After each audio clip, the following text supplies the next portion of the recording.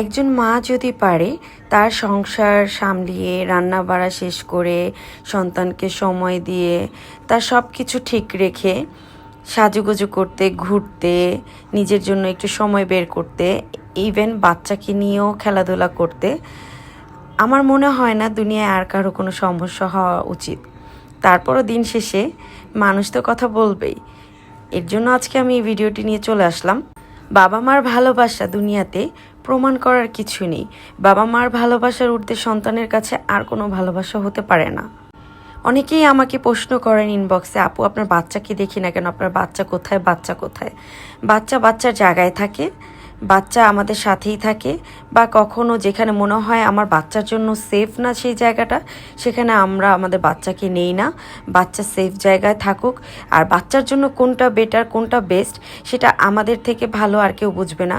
কারণ আমার বাচ্চার কখন কোনটা প্রয়োজন, কোন জায়গাটা আমার বাচ্চার অ্যাভয়েড করা উচিত, কোন জায়গাটা আমার বাচ্চার থাকা উচিত, সেটা একান্তই আমরা জানি। আমার বাচ্চার সেফটি অবশ্যই আমাদের কাছে ফার্স্ট প্রায়োরিটি।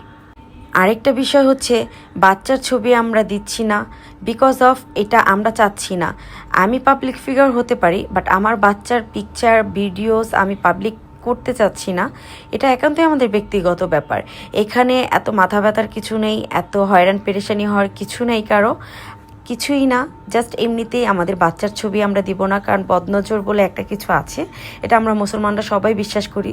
তো আমাদের উপর দিয়ে যা যায় যাক, আমাদের বাচ্চার উপর দিয়ে কিছু যাক, সেটা কখনোই আমরা অ্যালাউ করব না। যখন আমাদের কাছে মনে হবে হ্যাঁ দেয়া যাচ্ছে বা দিব, তখন আমরা অবশ্যই দিব। সংসার সামলানোর পর, রান্না বাড়ার পর, সব কিছুর পর আপনিও যদি পারেন আপনিও ঘুরেন। ঘুরলে মন ভালো থাকে। আমাকে নিয়ে